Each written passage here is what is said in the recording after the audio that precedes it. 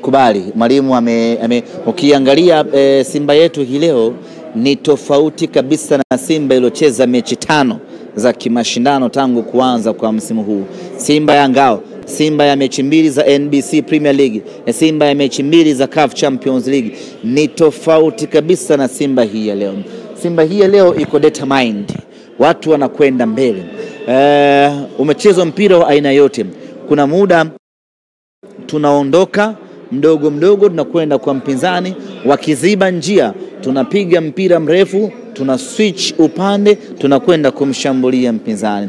Niliwaambia wana Simba tutegemee mabadiliko kwenye kasi, tutegemee mabadiliko kwenye umiliki wa mpira, tutegemee mabadiliko kwenye pressing, namna ya kumshambulia mpinzani, tutegemee mabadiliko kwenye utengenezaji wa nafasi na utumiaji wa nafasi. Leo nafasi chache ambazo ambazo tumezitengeneza tumeweza kuzitumia. Simba yetu imekuwa na mabadiliko makubwa sana, lakini hapa bado, sababu hata wakati nazungumza na mwalimu amenambia bado hajafurahi sana. Imagine sisi tuna furaha, mwalimu kasema bado kuna kitu anakitengeneza na kuna kitu anakitaka kwenye timu yake hii. Mimi ni waombe wana Simba tuendelee kumuunga mkono meneja Pantev. Simba ya hatari mno inakuja. Kwanza kabla ya yote ni washukuru mashabiki wa Simba ambao wametoka sehemu mbalimbali za kusini mwa Afrika huku. Wapo waliotoka Mozambique, maana Msumbiji, wapo waliotoka Afrika Kusini, wapo waliotoka hapa Eswatini, wapo waliotoka Zambia. Wote wamekuja kwa ajili ya kuiunga mkono Simba yao. Ni mapenzi, wao wamejitoa kwenye eneo lao, na viongozi wetu akasema tusiwaache hivi na sisi tuoneshe kuungana nao. Kwa hiyo wananunulia tiketi, wameingia uwanjani bila bugdha na jambo limekwenda vizuri. Sasa kazi imebaki Dar es Salaam. Mashabiki wa Eswatini, mashabiki wa Afrika Kusini, mashabiki wa Mozambiki, wa Malawi, wa Zambia wameshatimiza majukumu yao ipasavyo kabisa. Waliobaki kutimiza majukumu yao sasa ni mashabiki wa Dar es Salaam, ni mashabiki wa Tanzania, na wao wanatakiwa kuja kwa wingi uwanjani siku ya tarehe 26.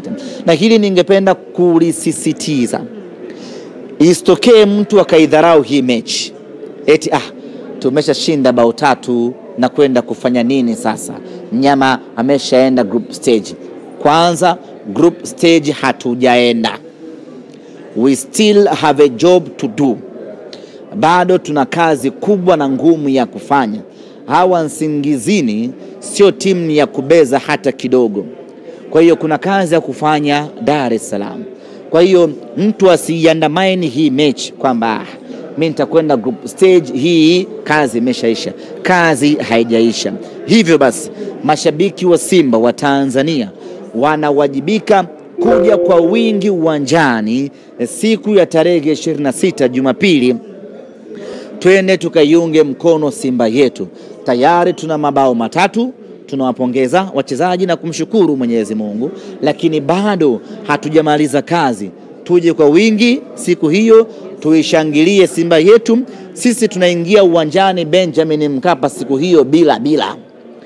Hatuhesabu chochote siku hiyo. Tunaingia kutafuta ushindi mpya. Ya huku tunawaachia zawadi wa Swaziland. Sisi tunakwenda kutafuta magoli yetu ya Dar es Salaam. Hivyo wana Simba wa Tanzania wanawajibika kuja kwa wingi uwanjani. Twende tukaisapoti Simba yetu.